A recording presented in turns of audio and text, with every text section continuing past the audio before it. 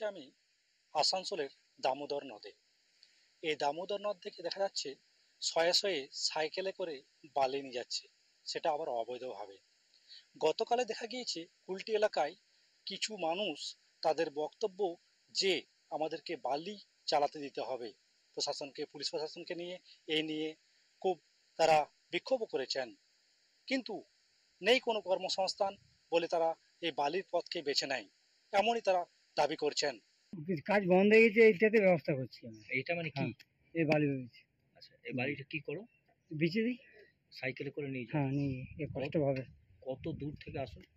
বহুত দূরে, নদী থেকে উঠে খুব কষ্ট। কটার সময় বেরো সকালে? সকালে বেরোয় তোমার 8টা 9টা খাওয়া দাওয়ার পর। এতেই কি সংসার চলে? হ্যাঁ, এটা কিসের জন্য? পেটের জন্য, কিসের জন্য? এই মানে এখন কি আপনাদের কিসের জন্য যে মানে অসুবিধা যে আপনাদের এই বালি দামোদর থেকে নিয়ে পরে যেতে হচ্ছে? কাজ যোগ নয়, তার জন্য। যে আমরা মোটামুটি 200-250 লোক, আমরা ড্রাইভার ক্লাসের লোক, हम लोग डेली कमाने खाने वाला লোক আছি। আমাদের কোনো সাধন নাই, কোনো কাজ ধান্দা নাই, কোনো কলকারখানা এখানে নাই বলে আমরা বালি চালাচ্ছিলাম। মানা করেছে, আমরা বন্ধ করে দিয়েছি বালি।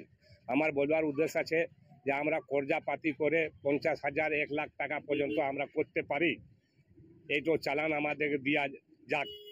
সাততরিয়া মোজা রক্তা ঘাট এ বলবার আমার উদ্দেশ্য আছে, আর বলবার উদ্দেশ্য নাই।